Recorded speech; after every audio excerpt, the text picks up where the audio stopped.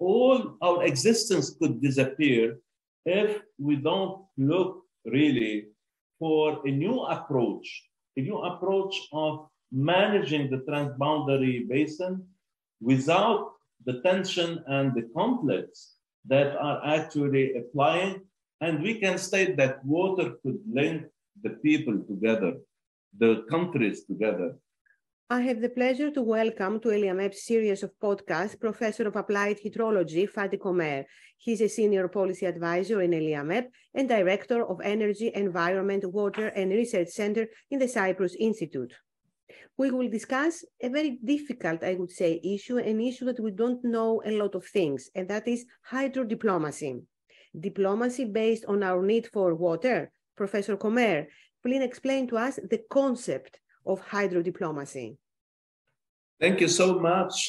First, I'm very happy to be here today at the kind invitation of ELIAMEP Media Office. And I'm really very concerned about water conflict and water peace. This is a big challenge that we are going to face, especially that all the studies that we have performed at the Cyprus Institute within the climate change initiative shows that agriculture is the first sector which will collapse and which will be impacted from the climate change. And this is why hydrodiplomacy is a very vital issue, especially concerning the countries and riparian countries that share the main transboundary water in the Mediterranean basin. So hydrodiplomacy is really a new form of governance which seeks to implement peace on water among the riparian countries.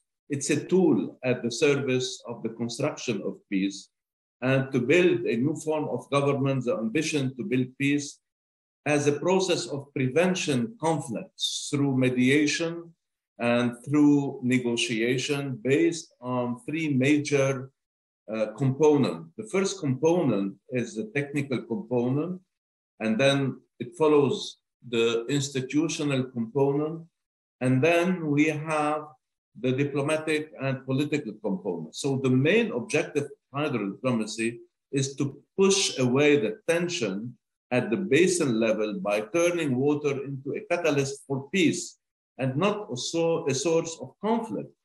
Then we need to secure water. We need to secure water resources for the new generation and supply for the present and future demand management in accordance with the principle of sustainable development based on some, laws, international laws that the international community has put among our hand, which are the UN conventions for equitable sharing and reasonable use of transboundary water. That is the UN Convention of 1992, which concerns Europe, and the UN Convention of 1996, which concerns the whole world. And with this guidance, we can create then regional economic development dynamics between the countries by integrating the water energy food nexus that could connect different interaction, different factors of the economy and the social development of the riparian countries. So in order to achieve the hydrodiplomacy, we need to mobilize the technical expertise.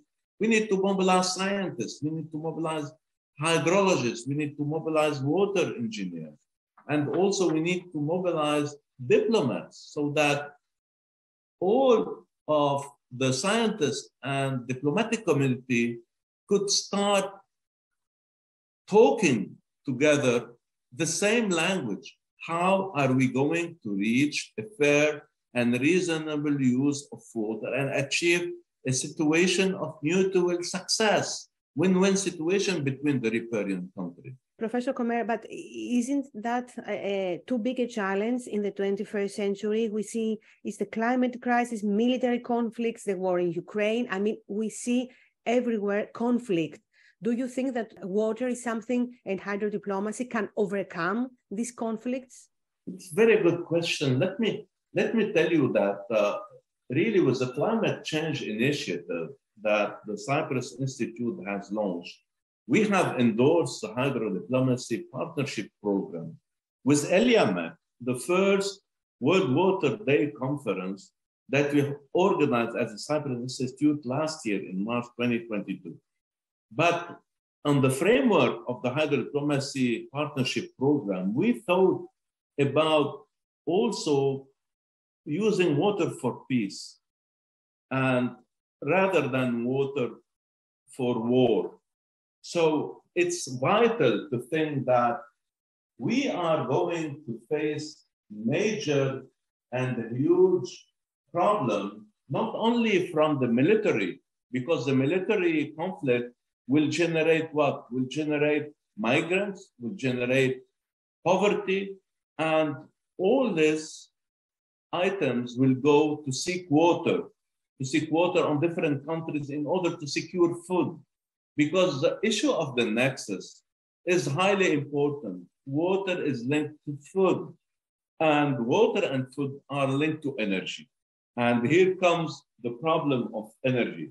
Believe me, the mismanagement of water on transboundary basin, and I can speak after 20 years of experience about that, we can now feel that there is big agony on the Dead Sea. The Dead Sea is going to disappear, and it's one of the major cultural heritage. The Aral Sea has already disappeared, and all our existence could disappear if we don't look really for a new approach of managing the transboundary basin without the tension and the conflicts that are actually applying. And we can state that water could link the people together, the countries together. Let me start by a few examples, if you don't mind. We have a recent example, is the example of the Renaissance Dam, which is constructed on the Nile Basin, Blue Nile Basin. And it starts creating tension between Egypt, Ethiopia, and Sudan. And the water are really actually highly important for the food security of the three countries. And also energy are highly important as issues, major issues for the energy security of the three countries. But we cannot deprive water for the downstream countries in order only to produce energy. So we need to find an equilibrium for the nexus of water, energy, and food, so that the three countries won't be able to face scarcity, to face food shortage, and to face energy shortage. So hydrodiplomacy and the nexus is a new concept. And this concept is a global problem that we are facing and is linked to also the interconnection of the water-related problem led by the development of large-scale project in the country. So in view of what I have mentioned, it is really important to make a quick and effective change in the manner in which water is managed on transboundary basin and energy is managed on transboundary basin also. So why seeking conflict where we have the international laws, we have the river basin organization that we could create in order to put all the stakeholders around the same table and speak the same language, the language of the scientists, the language of how to secure water for the future generation, and how to ensure the economical and social development of the countries. So I feel it's a vital issue that all the countries should now work in order to implement the Hydrodiplomacy Partnership Program. And we are, with the Cyprus Institute and ELIAMEP, we are seeking to develop guidelines for the transboundary basin management. We are seeking to develop also awareness and to develop executive courses for the water leaders, for the diplomats, for the politicians, how to conduct negotiation on these vital, very critical issues, and how to conduct capacity building, to know how to use those guidelines, how to use the international law in order to implement peace among the countries. So, Professor, you are optimistic. I mean, we see that till now, water conflicts and food security are affecting the economic and social stability, and in Europe and of the Mediterranean region and of Africa. You talked about Africa. Do you think that that will not happen even more in the next years, but with hydrodiplomacy, things will get better? Are you optimistic, or you are not very sure if the countries will work through hydrodiplomacy, if I can say it like that? Well, I'm optimistic because I have conducted 20 years of mediation and negotiation on transboundary water, and UNESCO, which is a major organization of the UN, and the objective of UNESCO is seeking peace, has called for writing a book in 2015 on science diplomacy, hydrodiplomacy, the Orontes River Basin case. And it was a case where we have implemented hydrodiplomacy on a very critical subject between Lebanon, Syria, and Turkey. So even if the world is under pressure, actually, due first to the climate crisis, second to the political and military conflict, you're right, which are generating mass population transfer, displacing communities in the context of the growing demand for water and the growing demand for energy. And we are actually living in Europe, we are all impacted by the energy shortage and the food shortage. And after we'll be impacted by the water shortage. So in parallel to all these problems, a holistic approach and sound water demand management of transboundary water basin will be further complicated if extreme event will occur from climate change. And climate change will change all the hydrological system of the river basin, and mainly the transboundary river basin. And when you have several riparian countries that will face water shortage, they will face also internal security problem in their land. So this is why a clear legal framework with solid agreements between riparian countries through hydrodiplomacy should therefore be proposed with resilient program and comprehensive policies. All this have been submitted and launched through the hydrodiplomacy partnership program that the Cyprus Institute and ELIAMEP worked together for more than 2 years in order to implement this program, seeking resolution between countries. Professor Comair, have you talked also with the European Union? Because as I listen now to you, I understand that this may be also a solution, not a solution, but maybe it will halt in some cases even the migration flows. So is the European Union somewhat involved in this hydrodiplomacy work? It is an excellent question, because the European Union has created the UN Convention of the European countries for water, and it is based in Geneva. And the convention, UNESI Convention for transboundary water were signed in 1992, and it was applied on the Danube River in Europe.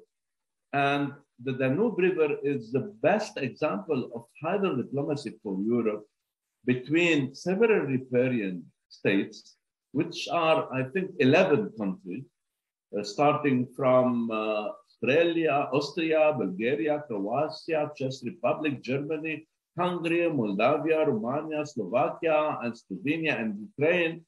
and the European community. So there is a secretariat, permanent secretariat in Geneva that is really applying the UNESCO Convention, not only on the Danube River, but on all the transboundary river of Europe, at the Rhine River, as the Rhone River, at the Sava River, and all Drin River, all the international river of Europe.